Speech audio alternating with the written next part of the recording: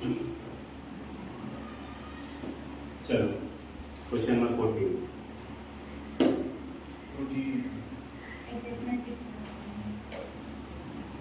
Dharam and Karam are the partners sharing profit and loss in their capital ratio. वो लोग profit कौन से ratio में बांटेंगे? कैपिटल के रेशियो में। तो देखो आप लोगों को कैपिटल क्रेडिट साइड में दिया हुआ है धर्म और करम का 1,40,000 और 1,20,000 दिख रहा है। तो वो रेशियो हमको निकाल लेना है। तो आप देखो पीएनएल रेशियो मिल जाएगा। यहाँ पे मैं कैलकुलेट कर दे रहा हूँ कैपिटल रेशियो बी एंड के। बी का कैपिटल है 1,40,000 और इसका है 1,20,000। 4 0 कैंसिल हो गया तो 14:12। अब अगर इसको और काटो तो 7:6 ना। ये हो गया पीएनएल रेशियो। जो कैपिटल रेशियो है वही इसमें पीएनएल रेशियो है। ठीक है, चलो अब उसके बाद बैलेंस शीट आपको दिया हुआ है। डेबिट साइड में ड्रॉविंग्स है, ओपनिंग स्टॉक है, परचेस है, गुड्स रिटर्न। देखो गुड्स रिटर्न अगर डेबिट साइड में है ना, इसका मतलब वो सेल्स रिटर्न है। लिख दो बाजू में, डेबिट साइड में है मतलब sales return. Okay, because sales return में गुड्स अपने पास आता है। डेबिट साइड में है इसका मतलब वो सेल्स रिटर्न है। रिसीवेबल के बाजू लिखो डेटर्स। रिसीवेबल्स मतलब होता है डेटर्स। रिसीवेबल मतलब डेटर्स होता है। ओके, सैलरी हिडन एडजस्टमेंट है, अंडरलाइन करो अप टू 28/2/2017। ओके,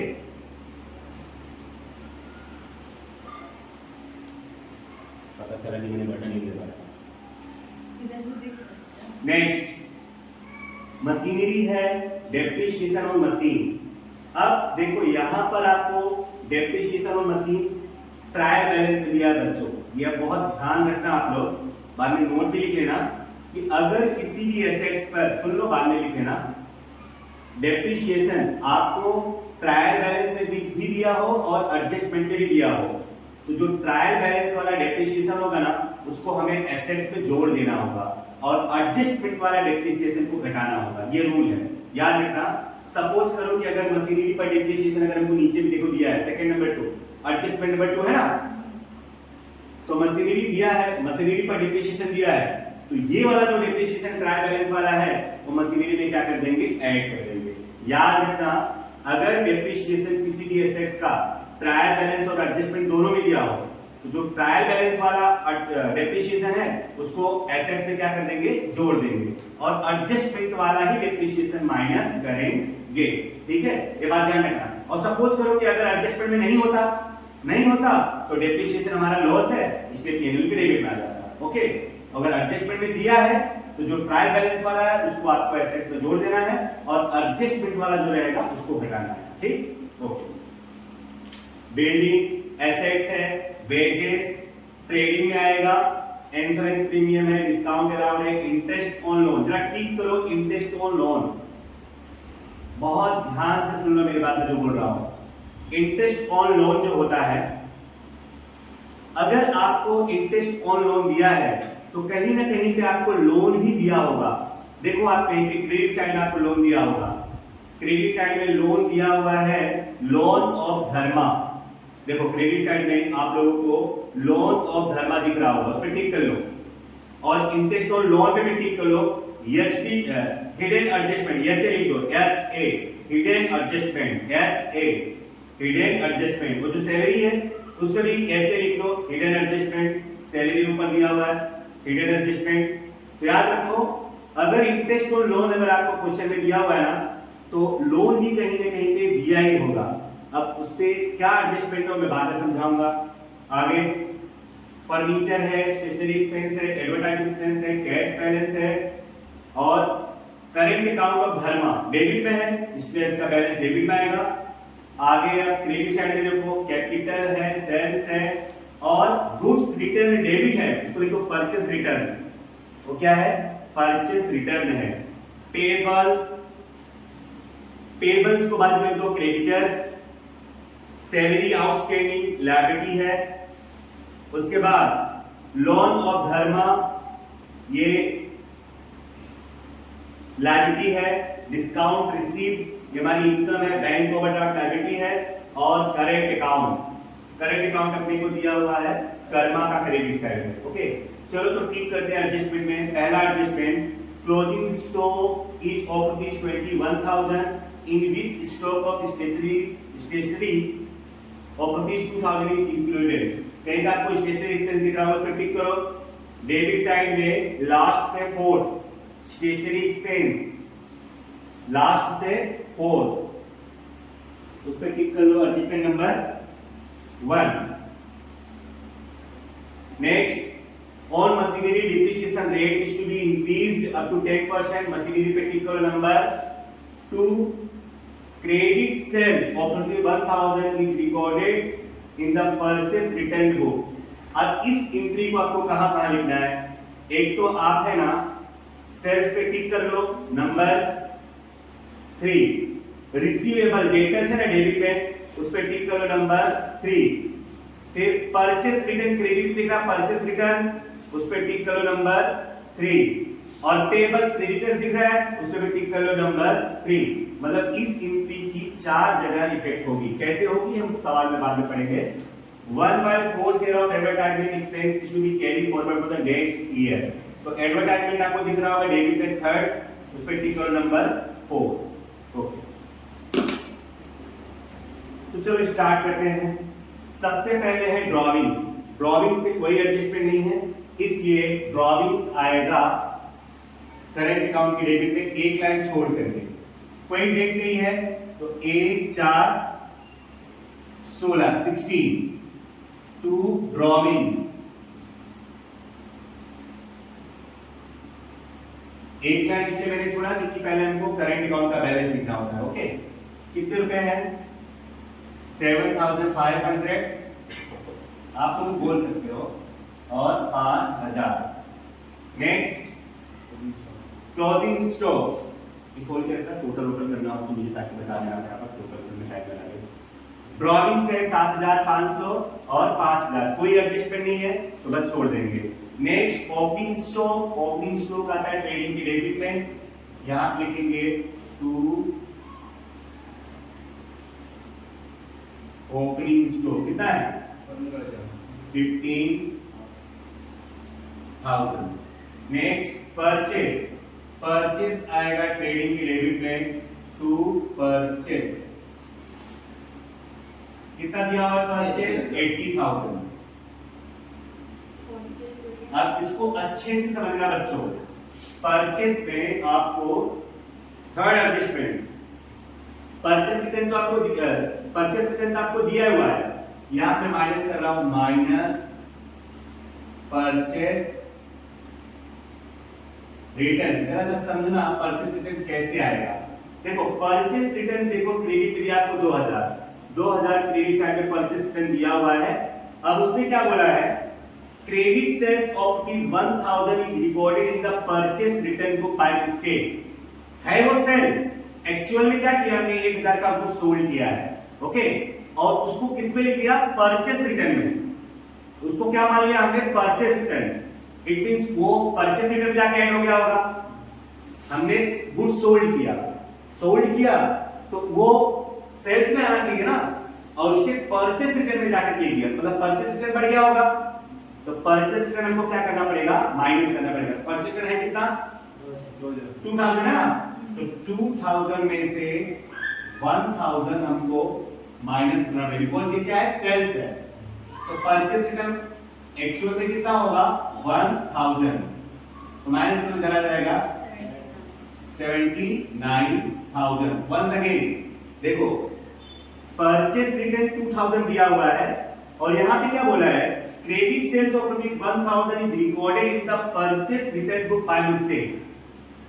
बराबर ना? सेल्स को मिस्टेक से परचेस रिटर्न में लिख दिया हुआ है, जिसका मतलब परचेस रिटर्न बढ़ गया होगा 1,000 क्या कर देंगे? माइनस कर देंगे।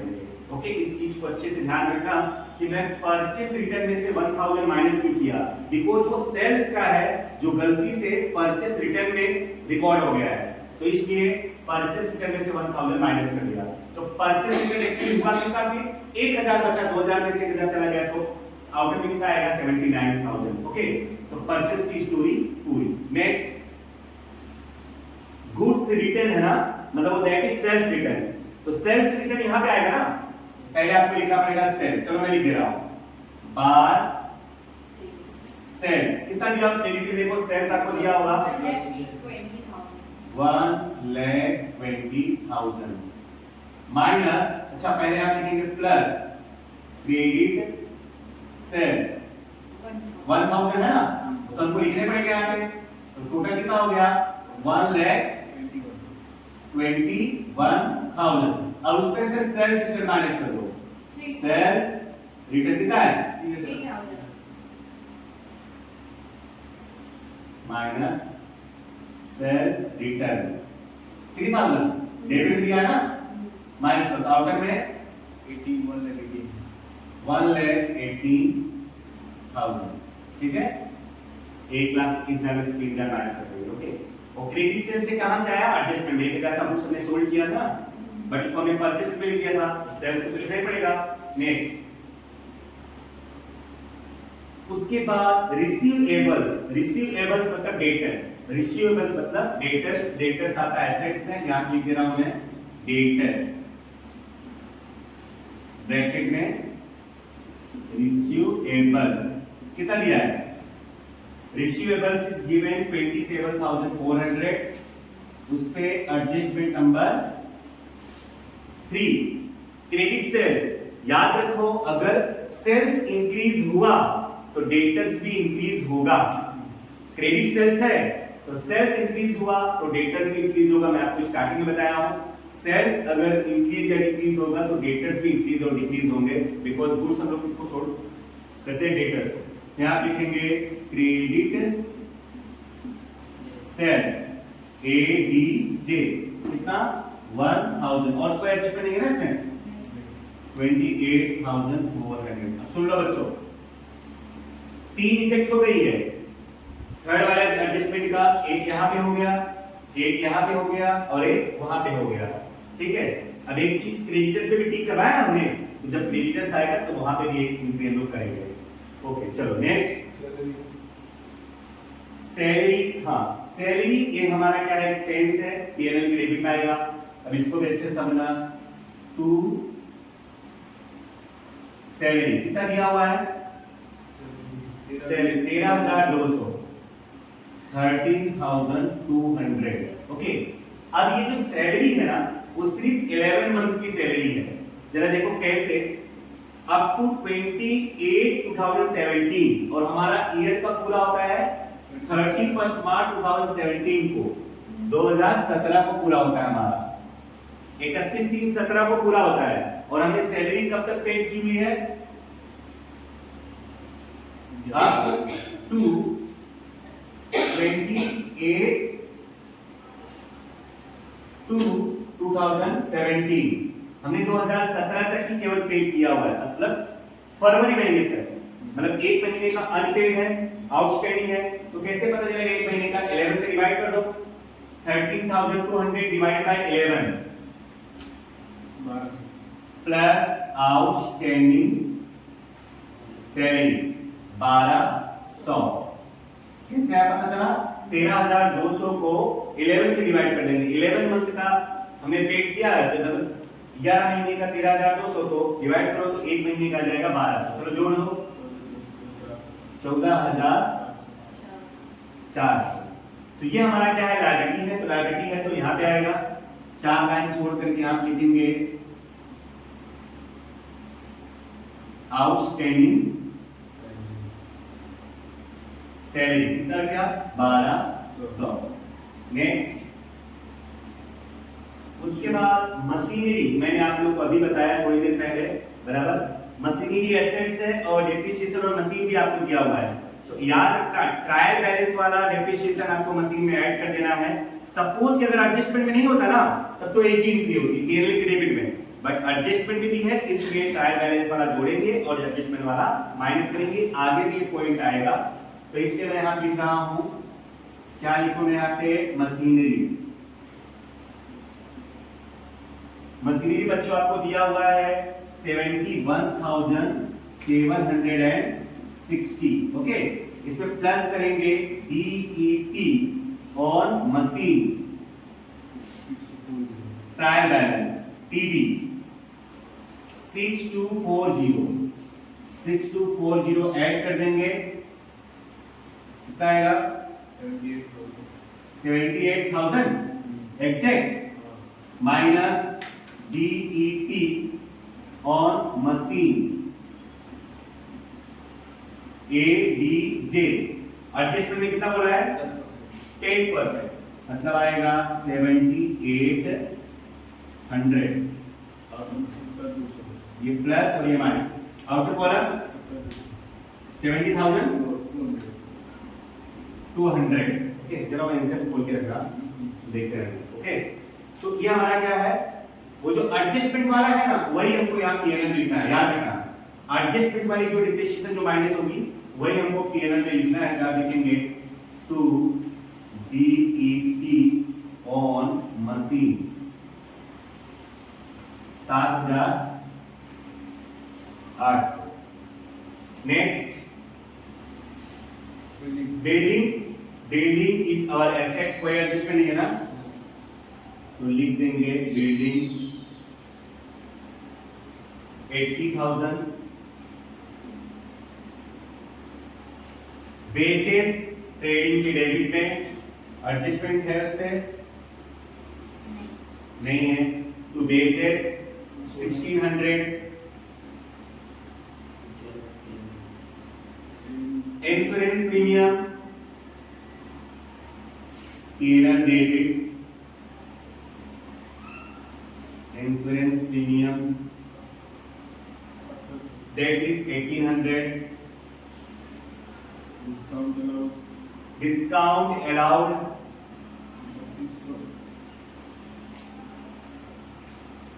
to discount allowed कितना 3200। इंटरेस्ट ऑन लोन, अब अच्छे से समझो, ये तो डेबिट में आएगा, ये तो फिक्स है, to interest on loan debit में आएगा तो फिक्स है, बट अमाउंट कितना है 1200, इनर कॉलम में लिखेंगे, हिडन एडजस्टमेंट है। अब कैसे पता चलेगा इसका हिडन एडजस्टमेंट है, एक काम करते हैं, ये इंटरेस्ट ऑन लोन किसका होगा, धर्मा का ही होगा, बाकी कोई लोन है नहीं, क्वेश्चन में बाकी कोई लोन है, तो यहाँ पे धर्मा का ही लोन है, तो यहाँ पे आपको लिखना है लोन ऑफ धर्मा, लायबिलिटी में पहले आप लिख दो, कितना है लोन 30,000। ओके, आपको पता है कि पार्टनर के लोन पर कंपलसरी 6% इंटरेस्ट आता है। ओके, तो 30,000 का 6% होगा 1800, 30,000 into 6% इक्वल टू 1800। ओके, अब 1800 में से हमने कितना पेड किया हुआ है 1200, we have paid already 1200। what is the remaining amount of interest outstanding, कितना 600, आउटस्टैंडिंग तो 600 है ना, यहां लिखेंगे टू आउटस्टैंडिंग इंटरेस्ट 600, तो यहां पे आ जाएगा 1800। अगर आप ठीक से समझो, मुझे कैसे पता चला कि इस पे हिडन एडजस्टमेंट होगा, तो यहां पे हमने किया 30,000 का 6% करोगे 1800 होगा, 1800 हुआ और हमने पेड कितना किया इंटरेस्ट ऑन लोन, सपोज ये 1800 होता ना तब तो कोई प्रॉब्लम नहीं थी, तो इसके आउटर में तो वो भी आउटर चला जाता, बट यहां पर हमने चेक किया 30,000 का 6% जब हमने किया तो यहां पे आउटस्टैंडिंग इंटरेस्ट ही आएगा, आउटस्टैंडिंग ऑन लोन 600 ही केवल आएगा, जितना आउटस्टैंडिंग है उतना ही आएगा 30,600। देखो 1800 पूरा होता है, लेकिन 1800 में सबने कितना पेड कर दिया है 1200 तो पेड कर दिया है ना, अब बचा कितना 600 पेड करना बाकी है ना, आउटस्टैंडिंग जो होगा यहाँ पे प्लस हो जाएगा। मैंने बताया कोई भी आउटस्टैंडिंग एक्सपेंस हो वो रिलेटेड एक्सपेंस में क्या होगा ऐड होगा, और दूसरा इधर लायबिलिटी में आएगा या तो लोन में ऐड हो जाएगा। ओके, ये समझ पड़ा आपको, क्लियर? उन लोगों को क्या समझ पड़ रहा होगा, कैमरा तो देख ही नहीं रहा हूं, आप लोग को भी समझ पड़ेगा, समझते रहिए आप लोग। चलो नेक्स्ट, उसके बाद है अपना फर्नीचर। याद रखिएगा, इंटरेस्ट और लोन वाली स्टोरी आगे भी मैं रिपीट करूंगा, तो उस समय मुझे इतना डिटेल में ना बताना पड़ेगा, ठीक है। चलो तो फर्नीचर एसेट्स है, कोई एडजस्टमेंट है? फर्नीचर एसेट्स में आ जाएगा, कितना है फर्नीचर? 87,000। नेक्स्ट स्टेशनरी एक्सपेंस, ये हमारा एसेट्स है, इस पे एडजस्टमेंट है, समझिएगा। स्टेशनरी एक्सपेंस कितना है? 7,000। समझिए पूरे साल के लिए हमने 7,000 का स्टेशनरी परचेस किया था, ओके। 7,000 में से 2,000 का स्टेशनरी हमारा बच गया, तो इसका मतलब उतना एक्सपेंस हमारा कम हुआ, उतना एक्सपेंस हमारा घट गया ना। याद रखो, अगर स्टेशनरी का स्टॉक दिया गया है तो इसका मतलब उतना खर्चा हमारा क्या हो गया? घट गया। 7,000 का हमने एक्सपेंस किया। देखो एडजस्टमेंट नंबर 1 में क्या बोल रहा है? Closing stock each of rupees 21,000 in which stock of stationery is 2,000 is included। मतलब 2,000 का स्टेशनरी स्टॉक है, ओके। तो भैया स्टेशनरी स्टॉक जो होगा ना, वो स्टेशनरी एक्सपेंसेस क्या हो जाएगा? माइनस। इसका मैंने कॉन्सेप्ट भी बता दिया कि 7,000 का हमने खर्चा किया था, बट उसमें से 2,000 का स्टॉक अभी भी इस साल हमारे पास बच गया। मतलब इस बार हमारा एक्सपेंस हुआ कितने का? केवल 5,000 का, ओके। तो सोल्व करके याद रखिएगा कि स्टेशनरी स्टॉक जो होता है स्टेशनरी एक्सपेंस में से क्या होगा? माइनस होगा। तो आप लिखेंगे माइनस स्टेशनरी स्टॉक 2,000, आउटर में 5,000। याद रखना, कोई भी स्टॉक, चाहे स्टेशनरी स्टॉक हो, डेट स्टॉक हो, क्लोजिंग स्टॉक हो, प्रिंटिंग स्टॉक हो, सब हमारा क्या होगा? एसेट्स। तो स्टेशनरी स्टॉक आप लिखेंगे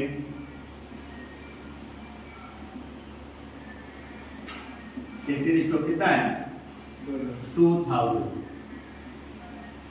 next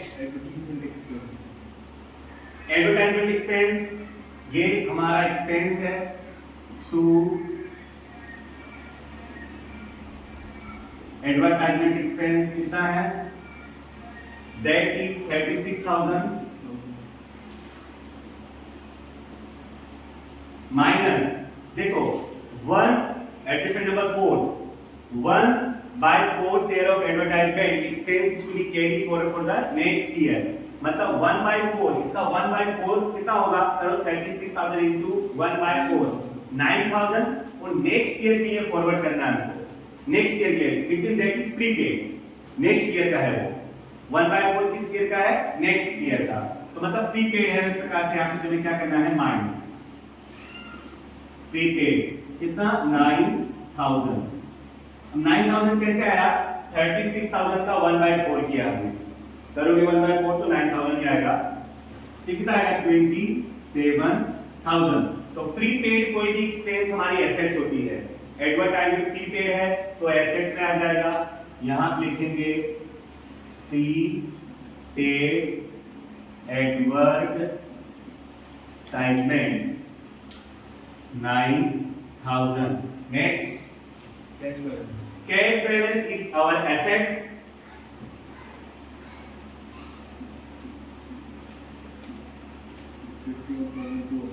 What? 51,200। Now current account तो धर्मा डेबिट साइड में है, इसके डेबिट पे लिखेंगे 1/4/2016 to balance DD in the column of dharma. What is the amount? 17,000। Next credit side में ट्रायल बैलेंस। सबसे पहले अपने को दिया हुआ है कैपिटल। कैपिटल हम डायरेक्ट रिकॉर्ड कर देंगे बैलेंस शीट में, बिकॉज़ करंट अकाउंट इसमें दिया हुआ है। जब करंट अकाउंट दिया हो ना, तो कैपिटल डायरेक्टली करंट अकाउंट का है, बैलेंस शीट में आ जाएगा। यहां लिख देंगे हम कैपिटल लायबिलिटी में डी और के, धर्म एंड करम। तो डी का कितना है? 1,40,000 and 1,20,000, and what is the total? 2,60,000। Okay, कोई एडजस्टमेंट नहीं है, डायरेक्ट आउटर में। नेक्स्ट बच्चों सेल्स हो गया, गुड्स रिटर्न डेबिट हो गया, पेबल्स क्रेडिटर्स क्रेडिटर्स बाकी है, हम यहाँ लायबिलिटी में लिखेंगे क्रेडिटर्स, मतलब पेएबल्स।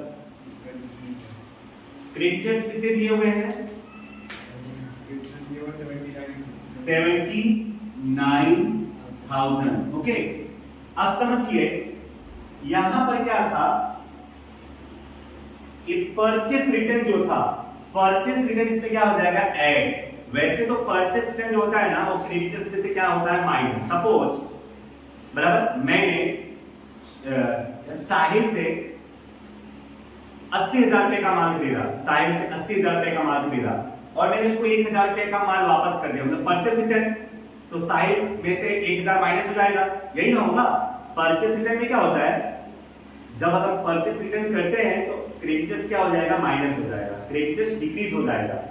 परचेस रिटर्न नहीं होता है ना, परचेस करोगे तो क्रेडिटर्स बढ़ेगा और रिटर्न कर लो तो क्रेडिटर्स क्या हो जाएगा? डिक्रीज हो जाएगा। तो ये जो 1000 वाला परचेस रिटर्न है वो तो गलती से हुआ था ना, गलती से हमने परचेस कर लिख दिया था, तो इसका मतलब हमने क्रेडिटर्स भी 1000 कम कर दिया होगा। अगर मिस्टेक से परचेस कर लिख दिया है तो मिस्टेक से हमारा क्रेडिटर्स भी माइनस हो गया होगा। अब क्या करेंगे?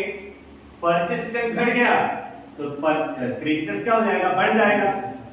शॉर्टकट में परचेस रिटर्न हमने किया था, बट वो परचेस रिटर्न तो था ही नहीं, परचेस रिटर्न तो था ही नहीं ना वो, इसलिए यहां पर परचेस रिटर्न क्या करेंगे? Plus purchase return. Okay, purchase return is recorded as mistake, इसलिए क्या हो जाएगा? Plus purchase return is recorded, purchase return is recorded as mistake, तो एक तरफ से क्या हो जाएगा? प्लस। वैसे परचेस रिटर्न से माइनस होता है पर हमने गलती से लिखा है, इसलिए क्या करेंगे? प्लस करेंगे। ये वाली लाइन याद समझ पड़ा तुम लोगों को? ये वाली लाइन मैं प्लस क्यों कर रहा हूं? वैसे परचेस रिटर्न जो होता है ना, तो क्रेडिटर्स माइनस होता है, मैं यहाँ पे प्लस इसलिए कर रहा हूं क्योंकि परचेस रिटर्न हमने गलती से लिखा हुआ है तो वो माइनस हो गया होगा, इसलिए हम लोग क्या कर रहे हैं? प्लस। नेक्स्ट लायबिलिटी में आएगा, आउटस्टैंडिंग सैलरी का आएगा लायबिलिटी में, आउटस्टैंडिंग सैलरी कितना? 700। नेक्स्ट लोन ऑफ धर्मा होगा, डिस्काउंट रिसीव्ड अपना इनकम है, यहां पे लिखेंगे बार डिस्काउंट रिसीव्ड, कितने रुपए? 6,600।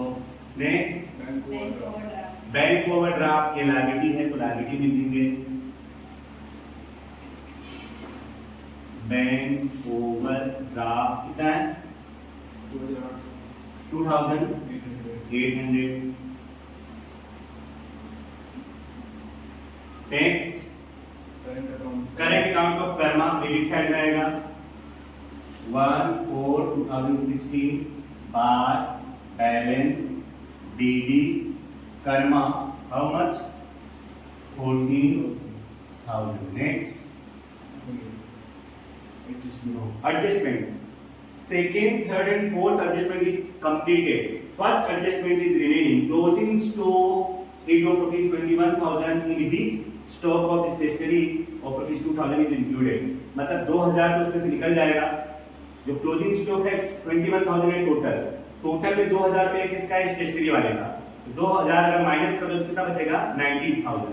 तो 19,000 ये क्या है? हमारा क्लोजिंग स्टॉक ऑफ गुड्स, तो वो हमारा ट्रेडिंग की क्रेडिट में भी आएगा, क्लोजिंग स्टॉक एडजस्टमेंट वाला है तो ट्रेडिंग की क्रेडिट में भी आएगा बार क्लोजिंग स्टॉक ब्रैकेट में 21,000 है ना, 21 में से 2,000 माइनस कर दो, कितना बचेगा? 19,000। और ये हमारे एसेट्स पे भी आ जाएगा क्लोजिंग स्टॉक कितने रुपए? 19,000। ओके, चलिए कंप्लीट हो गया पूरा। अकाउंट क्लोज करने का जो क्रम होता है, सबसे पहले हमको ट्रेडिंग अकाउंट क्लोज करना होता है, उसके बाद P&L अकाउंट, उसके बाद P&L अकाउंट, उसके बाद करेंट अकाउंट, उसके बाद बैलेंस शीट। तो चलिए ट्रेडिंग अकाउंट क्लोज करते हैं तो किस साइड का टोटल ज्यादा है? क्रेडिट का। क्या टोटल है? 1,37,000। क्लोज कैसे करते हैं आपको पता होना चाहिए। जो टोटल ज्यादा हो वही टोटल आपको दोनों तरफ लिखना है। क्रेडिट का ज्यादा है तो वही आपको डेबिट में लिखना है 1,37,000। गैप कितना आएगा? 41,400। 41,400 यार इसमें थोड़ा देखते हैं ना। ओके तो यहाँ पे क्या बोलेंगे इसको? To gross profit. Trading account में जो बैलेंस आता है उसको ग्रॉस प्रॉफिट बोलते हैं और इसको कहां ट्रांसफर करते हैं? पीएनएल के क्रेडिट में बाय ग्रॉस प्रॉफिट।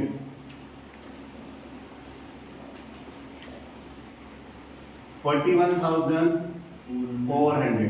चलो अब इसको टोटल करो। किस तरफ का ज्यादा है total? Debit. What is the total of debit? 61,000 exact. इधर भी 61,000। Gap net loss 13,000. what? 13,000. This is net loss. Net loss and net loss is transferred debit side of P&L appreciation account. आप लिखेंगे to net loss 13,000। चलो total जो आपको debit का ज्यादा होगा 13,000, यहाँ पे भी 13,000, difference 13,000 and this is divisible loss by divisible loss Dharma and Karma. चलो डिस्ट्रीब्यूट करो 7,000 एंड 6,000। 7:6 में डिस्ट्रीब्यूट करेंगे। ओके और ये लॉस है तो करंट अकाउंट की डेबिट में आएगा 31 मार्च 2017। ओके यहाँ लिखेंगे टू डिविजिबल लॉस। फर्स्ट का 7,000 एंड सेकेंड का 6,000। ओके चलिए अभी करंट अकाउंट टोटल क्लोज करते हैं। पहले धर्म का बताओ, डेबिट का ज्यादा है कि क्रेडिट का? डेबिट का ज्यादा है। डेबिट का कितना है? 31,500। यहाँ पे भी लिखेंगे वही 31,500 एंड गैर क्रेडिट साइड आएगा 31,500। ओके यहाँ पे लिखेंगे by 31 March 2017 by balance CD. Okay चलो अभी क्लोज करो।